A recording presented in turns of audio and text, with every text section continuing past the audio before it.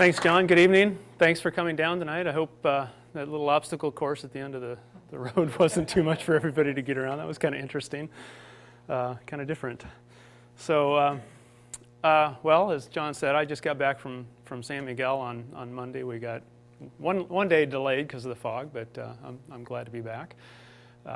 It was a good trip. We got all our monitoring done and did pretty well with the abalone actually on this week. So I'll talk a little bit about that as we go along.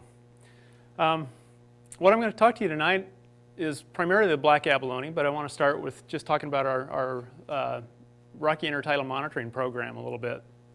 Rocky Intertidal communities, also known as tide pools, are one of the special features that the Channel Islands National Park were designated for. It's listed in the enabling legislation as one of the special features of the park, along with brown pelicans and a lot of other things. So it's just a good recognition of just what a neat area this is.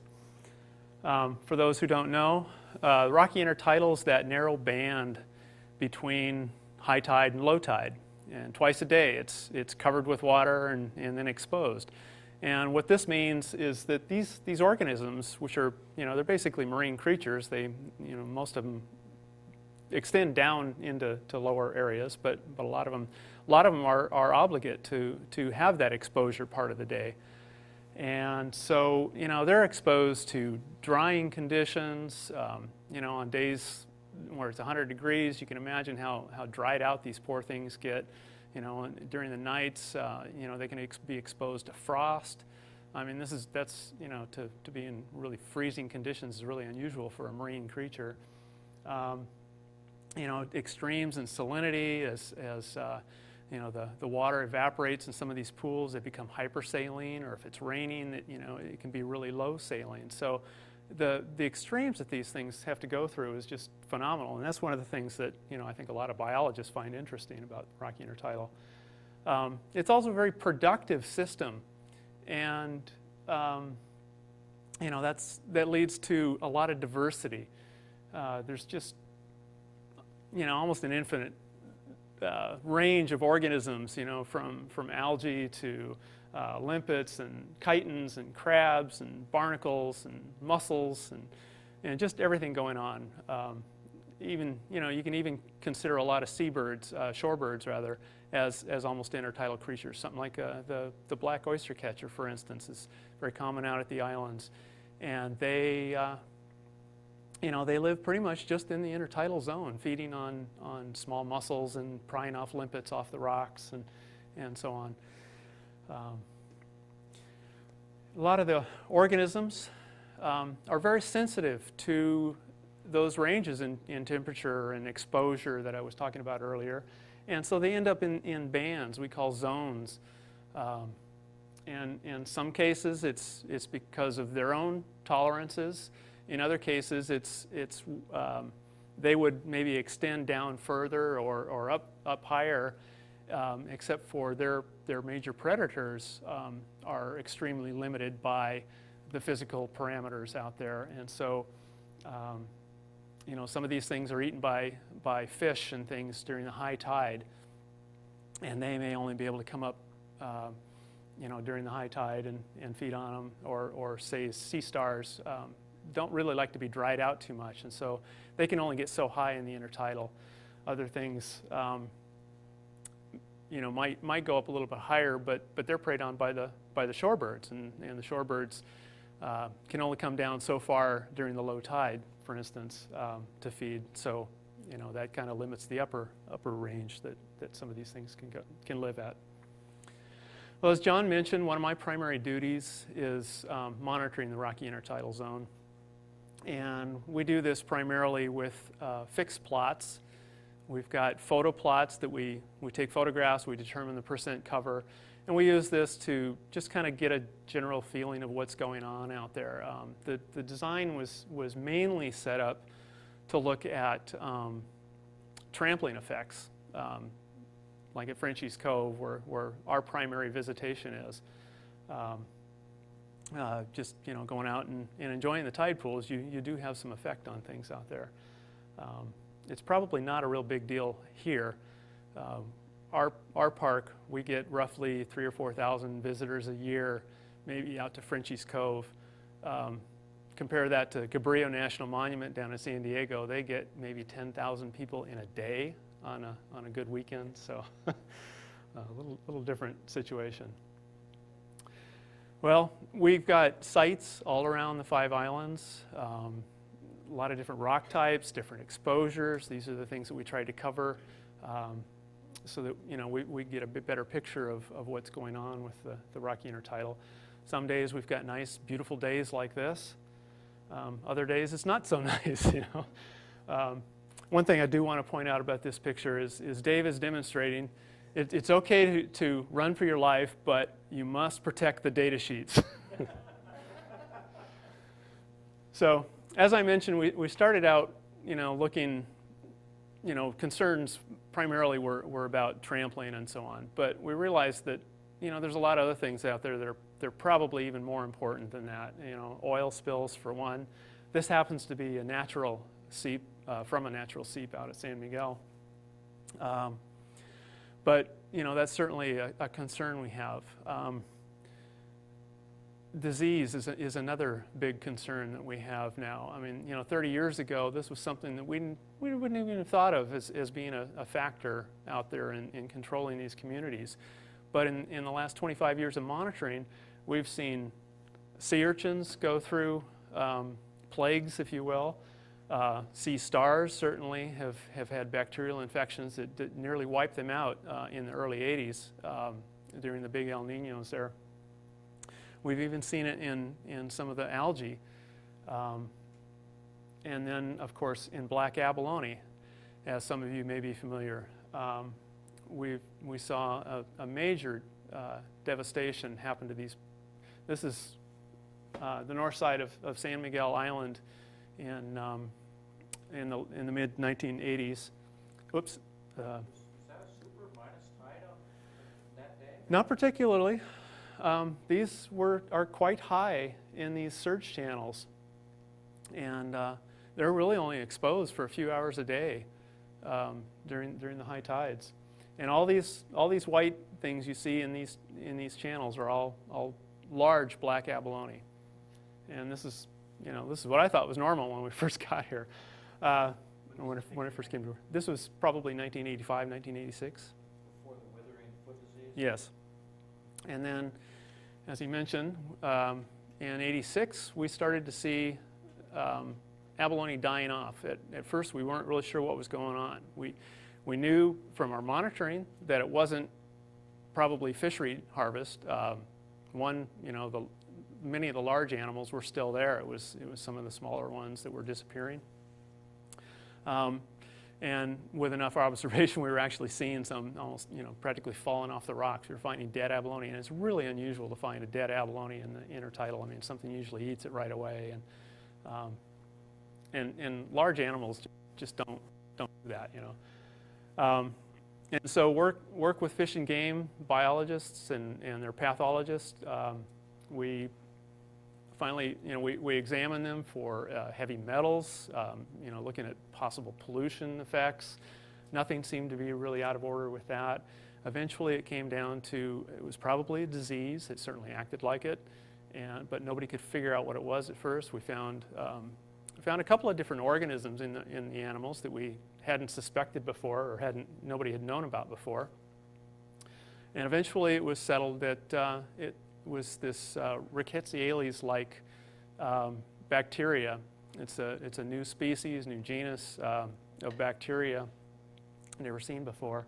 We don't know where it came from still, but we know that the abalone seem to pick it up. It gets into their digestive system and it prohibits them from absorbing food, basically. And so what happens is they end up starving to death. And what we would see is an abalone that might be this big around, and the foot on some of these would be the size of a 50-cent piece inside. That long is kind of amazing. I don't know how they did that, but anyways, that was some of the things that we saw, and this is what this site looks like today.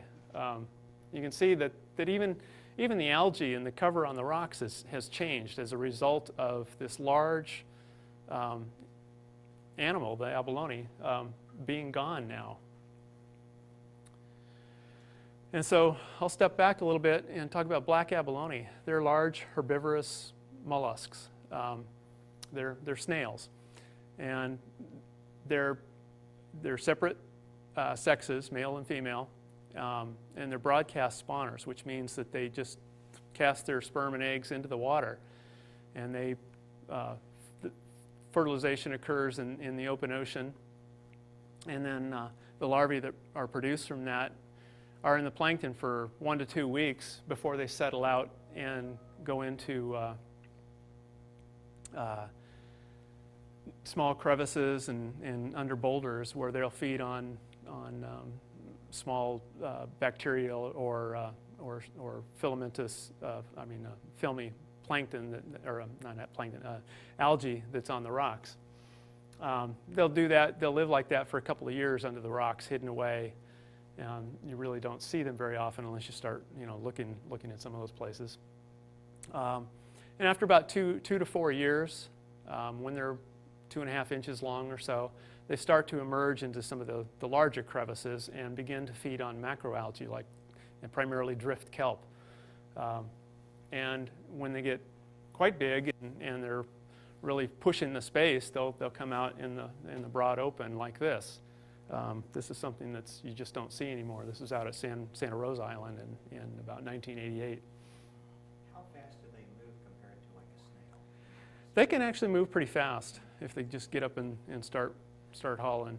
I mean, it's a couple meters a minute or something like that maybe, but the little guys, you can roll over a rock, and the little ones especially will just get up and move. They're probably faster than a garden snail, I'd say. So what I'm going to talk to you a little bit, I'm going to give you a little bit of a timeline just to talk about the history of the abalone in the last 200 years or so. Talk about the modern fishery just a little bit, and then talk about some of our monitoring data and tell you some of the things that we found out and what we're doing. Okay, as you know, Native Americans and sea otters have utilized abalone for probably the last 10,000 years or more, up until about 1820 when they were both removed from the islands. So without the major predators here, this created a nice fertile resource for a new fishery to develop. And some of the Chinese immigrants exploited this and began a fishery where they would harvest the abalone, they would boil it for several hours, and then they would dry it for a week or so. And I just can't imagine what leather-like objects these things were, but I guess they used it for, it mostly went into soup and things like that. There wasn't really a whole lot of information about how much they were harvesting, but some estimates have been made that 1879 was probably the peak of the fishery, when roughly 4 million pounds of black abalone, 1,800 metric tons, were harvested in that year alone. And this went on for most of the rest of the century, but at least along the mainland, a lot of places were getting concerned because the abalone were disappearing, and they were actually concerned about their continued existence. And so in 1913 and then again in 1950, some laws were passed that actually banned the export of black abalone, and actually then the second law was to ban the sale of dried abalone. And this is essentially ended this intertidal fishery. And then things kind of went along, and in the 30s, divers began harvesting pink and red abalone offshore a little bit. And these were primarily Japanese immigrants that were doing this fishery. And this didn't really impact the black abalone at first, but it sort of set up our modern fishery. And during this time, black abalone weren't being harvested commercially, but a lot of them were still being harvested to be used as lobster bait. So there was still a little bit of exploitation going on at that time. Then in 1968, laws were changed that allowed export again, and this opened up the whole new fishery opportunity again. And black abalone quickly went from basically nothing up to the most popular landings of any of the species of abalone in the early 70s. In 1973 was the peak, with nearly 2 million pounds of black abalone harvested that year. And then, of course, the fishery started to go down a bit as they exploited that virgin resource. 1986 was really the first of the withering syndrome, the first time the withering syndrome was seen. And we started to see some of the populations drastically decline at that point at a few of the islands. But it wasn't until 1991 that the fishery was closed at Anacapa and Santa Cruz. It was just those two islands at first. But 2 years later, in 1993, all harvest of black abalone was prohibited throughout California. And it was shortly after that, I think, that the Mexican fishery closed as well. And all abalone, the fisheries were closed in Southern California in 1997 because of problems with the other species. And much of that was related to withering syndrome as well. So this is just a graph of the harvest of all abalones from 1968 to 1997. The pounds landed per year are on the left, and each species is there, reds and pinks. And you can see blacks quickly shot up to this 2 million pounds catch, and then quickly went back down to, probably more reasonable level. However, in 1986, was when we started to see the declines due to withering syndrome. 1985 was when we started doing the monitoring of the black abalone at the islands. 1991 was when Santa Cruz and Anacapa was closed, and 1993 was when the black abalone fishery was closed altogether. And I wanted to point out that San Miguel Island, well, actually the primary catch for black abalone in California was coming from the northern Channel Islands, primarily Santa Cruz, Santa Rosa, San Miguel, a little bit from San Clemente as well. And San Miguel Island provided probably about half of that catch during all of these years, almost right up until the very end. It went from, I think, over 230 metric tons from Anacapa, from San Miguel Island alone in the early 70s, down to about 12, before the fishery was closed in the 90s there. So we set up monitoring plots around aggregations of abalone. We just go out there and, that earlier picture I showed where they're all in these crevices, we could just go up to an area of rock and just say, okay, there's about 30 of them here. We'll just sort of set up our plot around it. It was just they're random sizes, or not random, but different sizes. And then we'd count and measure all the abalone within those, so we'd get a good size frequency. Most of these plots were set up around adult abalone, so we weren't really getting a real good picture of what was going on with recruitment of juveniles, but we did get a few occasionally in the beginning, or for a while there.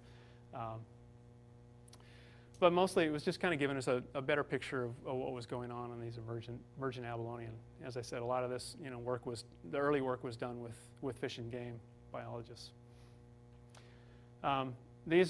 This map just shows our 20 monitoring sites. At about 10 of these sites, we have had these fixed abalone plots.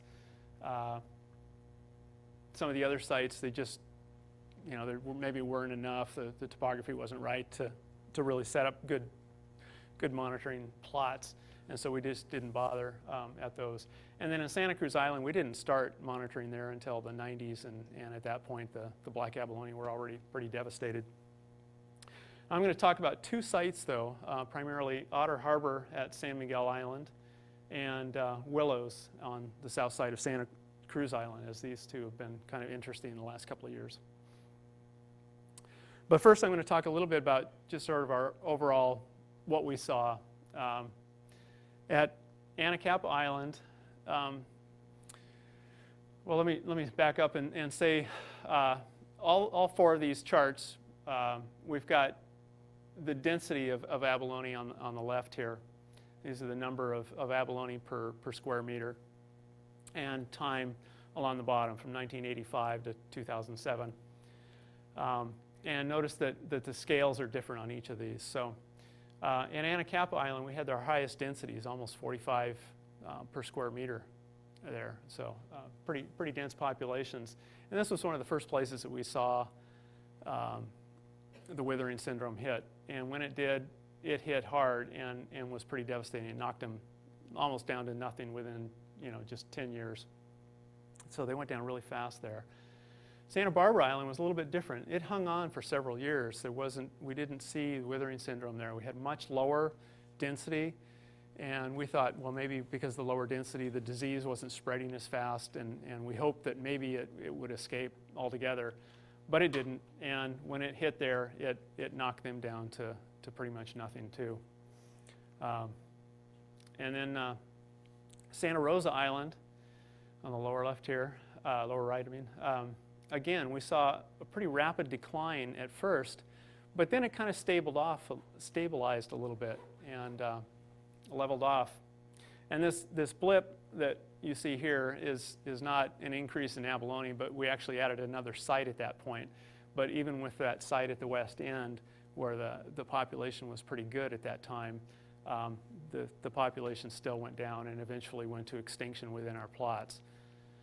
There are still a few abalone found at each of the islands, really, but nothing pretty much within our plots anyways. At San Miguel Island, again, we had pretty good densities of abalone, 25 or so per square meter. But there we saw a nice kind of tapered decline. Again, we would have rather not seen any decline, but it was a much slower decline, and we thought again that maybe those populations would escape a lot of this. Eventually, after, something happened to my scale here, but this was about 1992, right in here. There was a big El Nino that year, and that finished off some of the populations of abalone, or at least within our plots. And then 1997 was another El Nino, and that was the last of it. Since then, we've only get just a trickle of abalone, maybe within our monitoring plots. And so we've had to change our methods, and instead of monitoring in the plots, we do kind of a time search. And that's, well, I'll get to that in just a second. I just want to show you, this is kind of a visual representation of what we saw. This is one of the plots at Otter Harbor on San Miguel. And in the beginning, we had about 150 abalone within this 2 square meter plot that we have. It was on a nice wall. I love that plot. It was easy to measure. The worst part of it was I had to just stand in water to do it, but that's the least of my worries for some of these areas. And in fact, up until about 1991, there were still almost that same number. It was a pretty stable population. And then in 92, the El Nino hit, and the population just crashed. And in fact, by the end of 1992, we lost our last abalone in this plot. And this is what the plot looks like now. It's all covered by algae. We had barnacle plot right next to this that everybody looks at me now and go, why did you put that there? Because there are no barnacles there. It's all just completely covered with red algae. It's very different community than it was in the 80s. So as I mentioned, we do these 30-minute counts where the population's too low to measure in our monitoring plots. And this is what we do at Santa Cruz Island, where we started monitoring in 1998. And you can see that the population, the counts were roughly about the same. They vary a little bit. I mean, some of it has to do with how good the tides were, what the sea conditions were that day that we were out there, and so on. But in 2006, we started to see some increase. And this was really exciting. I mean, we hadn't seen any increase, for over 10 years anywhere. And this was kind of following on the heels of Glenn Van Blericombe's efforts out at San Nicolas Island, where he had seen some recruitment in 2001. We're seeing quite a few juvenile abalone coming into his plots out there. So this increase, as it turned out, was mostly coming from one site. This is at Willows. And, we had 5 abalone here on a typical. I mean, we'd search for 30 minutes or even an hour throughout this whole reef, and the best we could do was find 5 or 6 abalone. And all of a sudden in 2006, we started finding 25. And I was like, wow, this is great. And the next year a little bit more. How small are these when you're starting to find? I assume they're real small, right? Yeah, most of them are about 50 millimeters rather, about 2 inches. A year, 2 years old? Probably 2.5, 3 years. And so yeah, things have been looking pretty good. In fact, fall of 97 was even, of 2007 was even much better than this. However, this last spring, population went down a little bit, and I'm hoping that it has something to do with the large swell events that we've had this winter. We just have had some pounding waves out there, and I'm hoping that the abalone are still there and that they've just been driven down into the crevices to kind of wait out the storm. So we'll kind of remain to see what happens in the next year or so. So anyways, that was the only site that we'd seen any increase at all on until spring actually fall of 2007 at Anacapa Island. All of a sudden we saw quite a bit of increase at really just one of the sites on Middle Anacapa. So, and this is again coming from a very low population density, and so it's really gives us a little bit of hope that maybe there's some some chance of them recovering. Excuse me. Okay. Now, some of the information that we've been getting that I think is kind of interesting is looking at the size distribution of these populations. In 1986, here on the top, I should have put these in percentages, but these are just raw numbers. You can see, though, that the population skewed towards pretty large animals. These are pretty, good-sized adults, 120, 130 millimeters. This red line here, this red arrow, is the commercial legal size at that time. And so you can see that the population truncates pretty quickly around that size limit.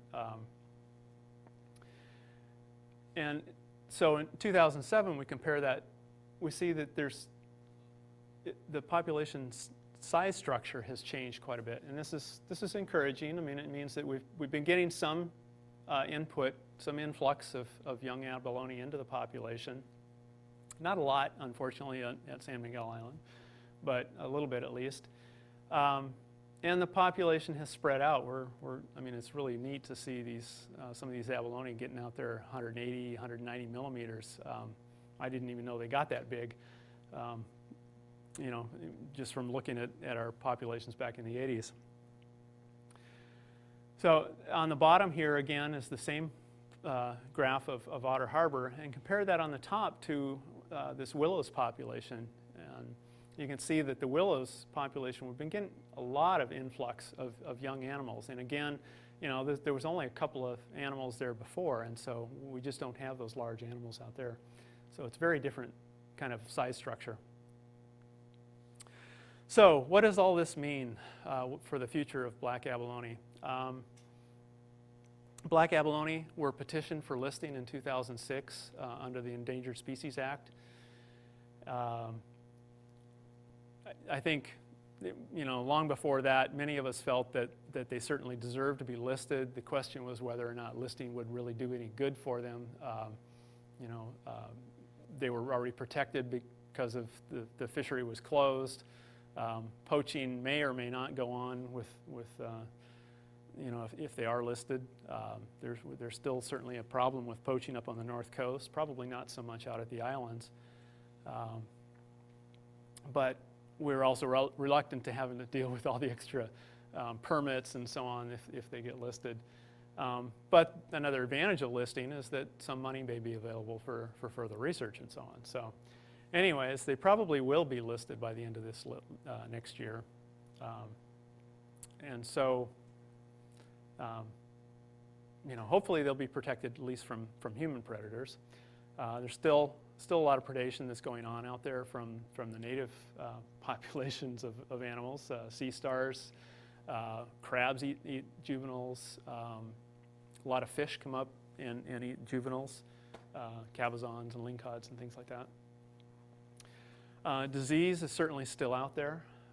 This is what I was talking about. Some of these animals are fairly shrunken. These are by no means extreme examples. Hopefully, the animals that are out there now are fairly resistant to the disease. They've gone through this plague, and hopefully, they're the survivors. They've got some immunity to it, maybe, but resistance doesn't necessarily mean immunity. If we get another El Nino, if we get global sea temperature rising, that may exacerbate this disease, which seems to be related to temperature. A lot of bacteria do grow much faster in warm conditions.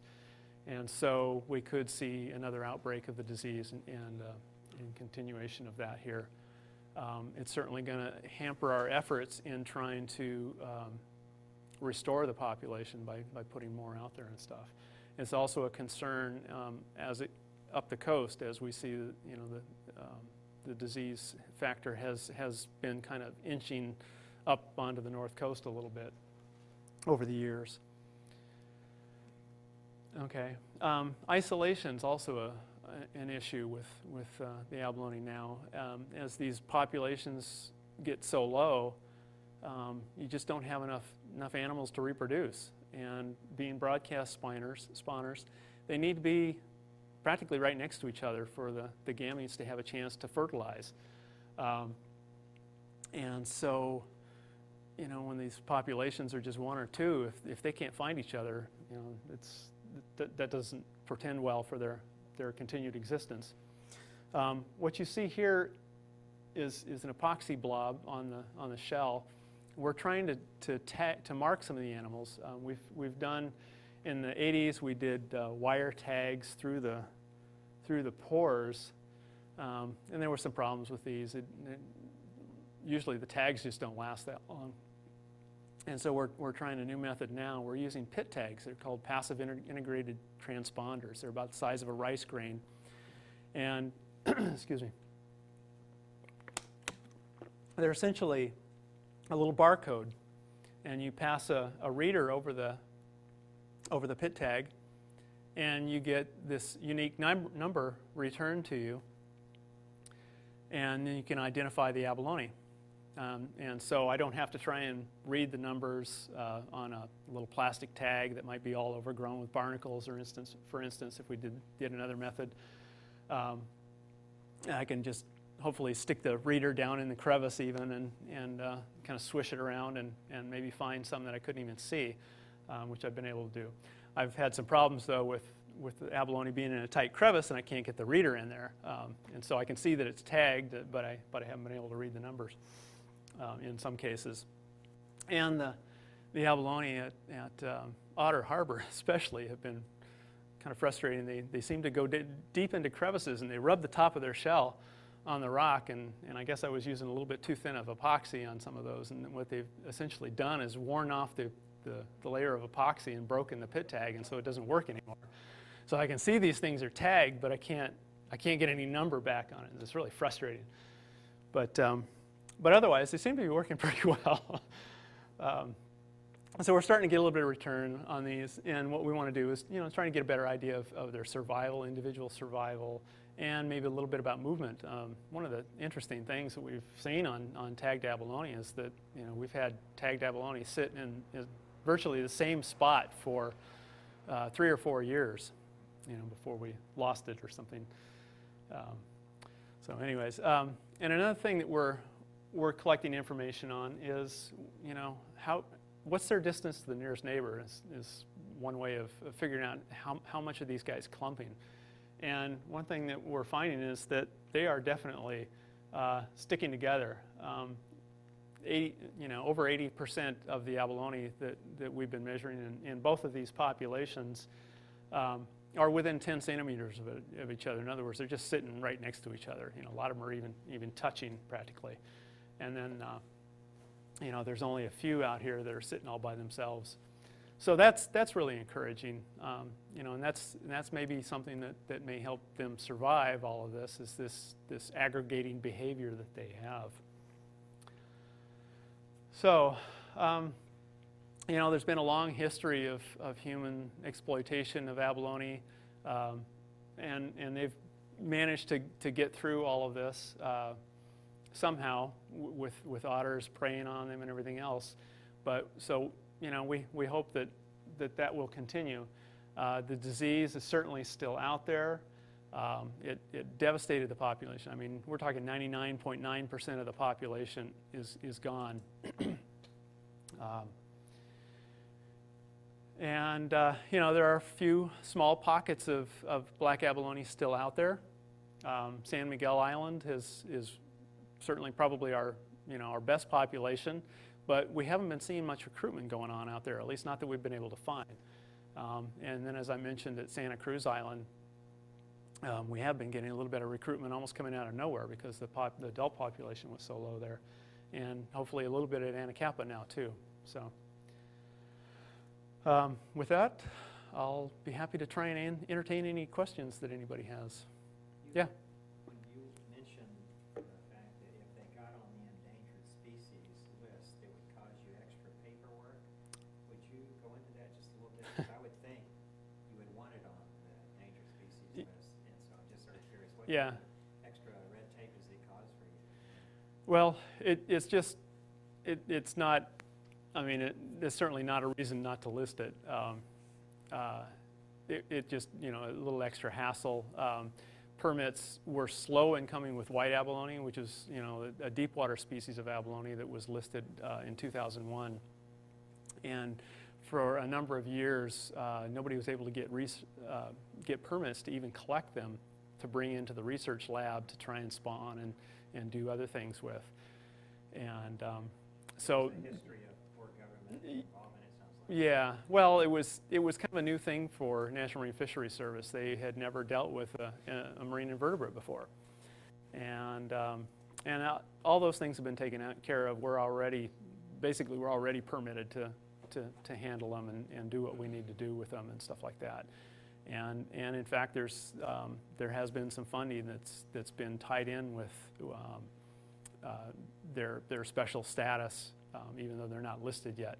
So things are moving along in that direction.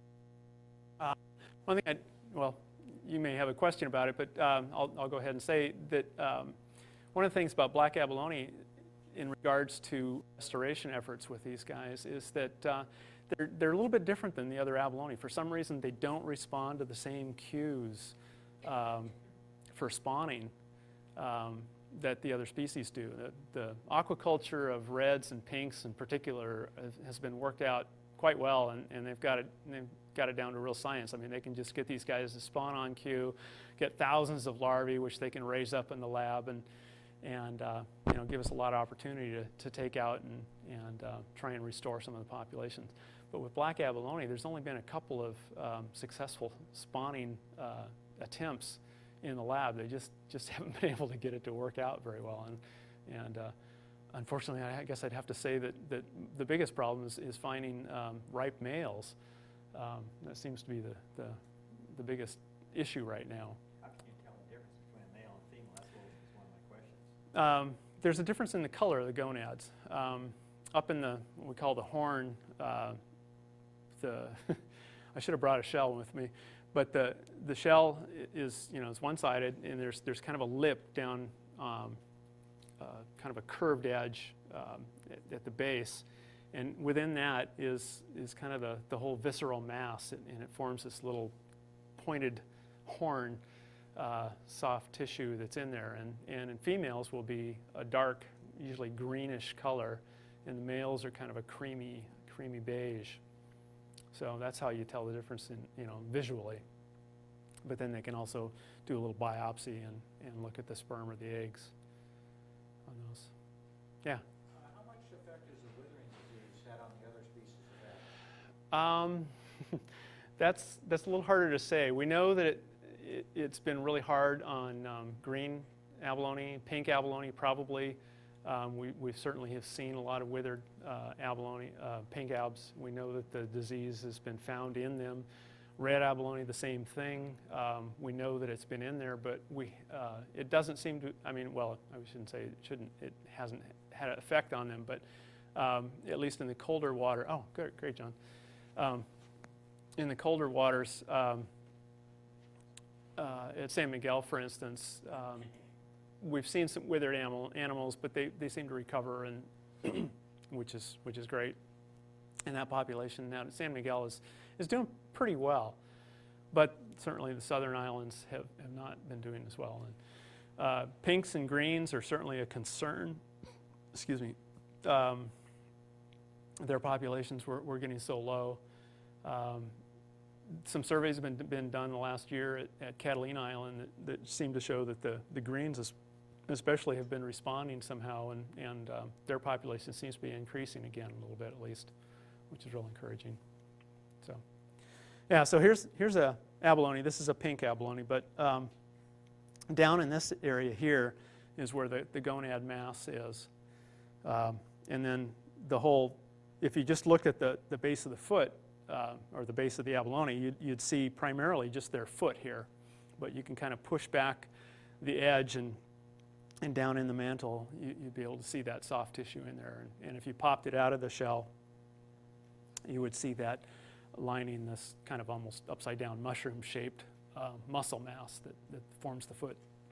Yeah? Do the pinks, greens, and all the colors have the same color gonads? Does it go the same for each species? Yeah, pretty much. Yeah, the colors, the pinks and greens usually refer kind of often to the shell color, but also to the mantle color. Greens actually have kind of a greenish tinge to their mantle and tentacles. Pinks, the shell is pink on pink abalone, and their mantle is black and white. Red abalone, for instance, have more of a reddish pink shell, and their mantles are all solid black, for instance. Yeah. What's the range for your black abs? That's a good question. The historic range, there's one report of abalone up from Coos Bay, Oregon, but nobody's been able to really track that down and verify it. And so we're more or less using from really Cape Mendocino south, and then down to Central Baja, maybe a little bit farther, but primarily Central Baja to Central California. Really, they're really actually quite rare north of San Francisco. So, yeah. In relation to recruitment, so you're saying you're seeing some, but do you have any idea or theories on where the source population or the broodstock might be then? Because you said the adult population isn't necessarily where the... Yeah, well, it only takes two, and there's bound to be areas that we're missing too. I get reports every once in a while from different people that of little clusters. People often come up to me now. Oh yeah, I saw scads of abalone at so and so. And you pin them down to it, and it's like, well, it was maybe 8 or 10, but actually nowadays, that's not such a bad number. But so, anyways, we don't really know. Genetics that have been done, genetic studies that have been done on the abalone at the islands seem to indicate that the larvae really don't seem to travel very far from the adult population. So they're pretty genetically isolated. There's just little movements all around, and certainly occasionally, depending on what the currents are doing or something like that, we can get some exchange between the mainlands and the island. But apparently it doesn't happen very often.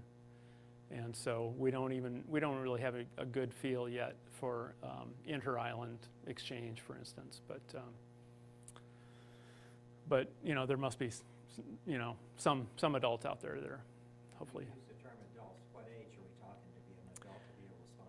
Yeah, well, reproductive animals have been found as small as 45 millimeters, which is it's about 2.5 inches, 3 years. No, it's probably 4 years. About 4 years. Yeah. Yeah.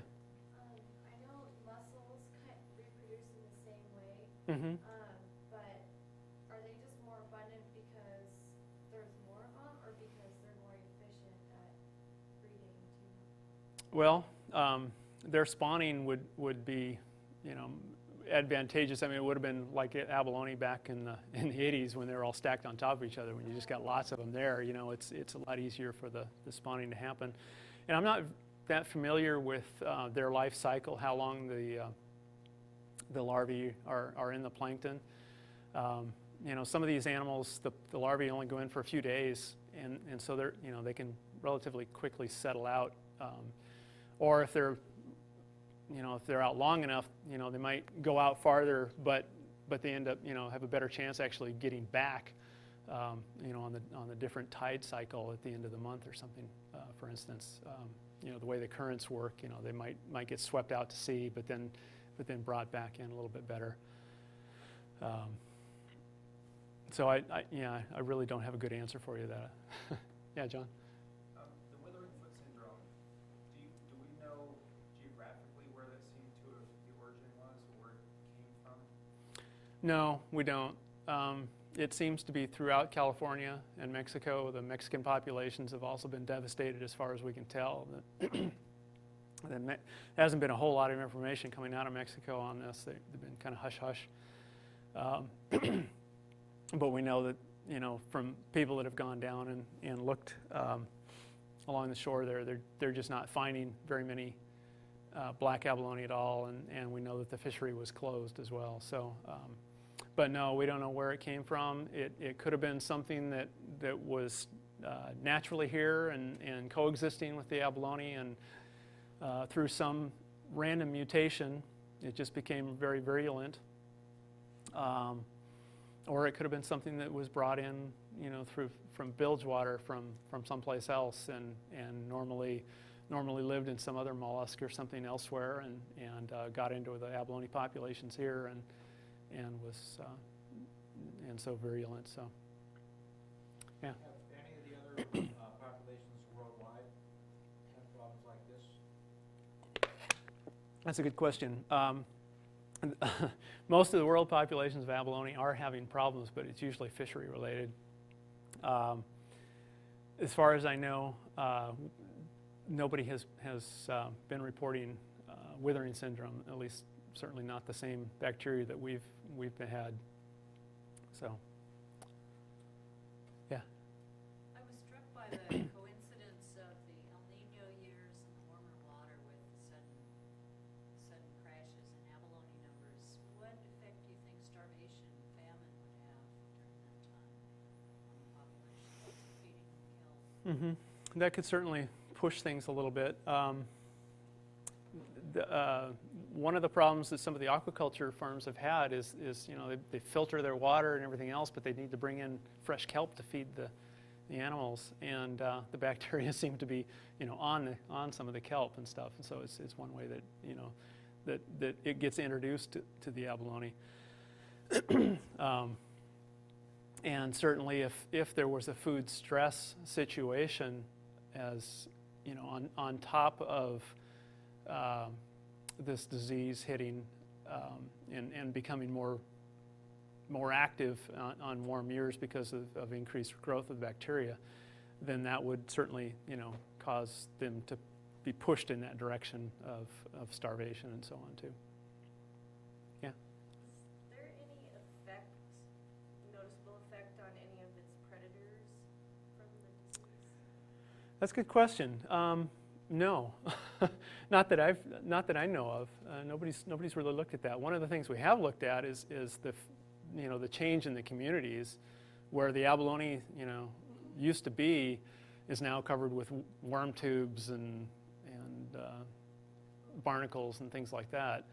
I don't think anybody's really looked at the predators. I don't know of anything that that certainly, I'm not aware of anything that depends on abalone to feed. I mean, most of the things that are feeding on abalone, like the cabezon and starfish and things like that, are very generalistic feeders. They feed on a lot of different things, and so they probably just shifted to other prey. If there was, there may not have been enough concentration to really notice. Yeah, yeah.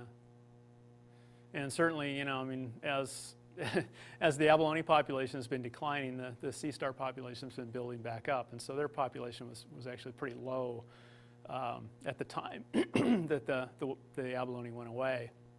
And so, and they feed primarily on mussels and things anyways. That's probably their usual thing. Yeah. So you said with the pit tags you're noticing not movement much, but have you seen any significant or major movement? Yeah, I remember some that we tagged back in the 80s. We were able to go out. We went several days to the same site, and I remember one day we found an abalone that we had tagged the day before had moved probably 50 meters overnight. But most of them seemed to be going back, pretty much to where they were living beforehand. One of the things we were doing in the 80s was, we'd pop the abalone off the rock, so we could get an accurate size and measurement on it and so on, and pretty manipulative of these things. And then we weren't always real careful to put them back in exactly the same spot. And I think that probably caused a little bit of disturbance. I mean, one of the things that we're seeing now, I mean, sometimes even just measuring them, just tapping on the shell, causes some of these guys, especially the ones that tend to be kind of loners right now, to kind of get up and move. So I mean, I'll go back the next day, and that one will be gone. But then again, like I say, some of these guys, are in the same spot, and I can predictively go back there every 6 months and find them, in the same area. One of the things that we thought might have been going on was that, at high tide at night, the abalone all kind of get up and move around, kind of like musical chairs, exactly. And then, and then as the tide starts to go back out again, they all go racing back to their spot, and they often get back in their same spot, but sometimes they miss it a little bit, or somebody else takes their spot, and so they end up someplace else. And we certainly lose a lot of tags. And we're not finding the shells necessarily or anything like that. So, and they may pop up again, 6 months or 2 years later even. So they're not dying, but they're going away someplace, and we don't know where they're going. Within the reef area that we're looking, they're not there. So it means there's either crevices deep under rocks that we can't get to, or they're going deeper in the water or something.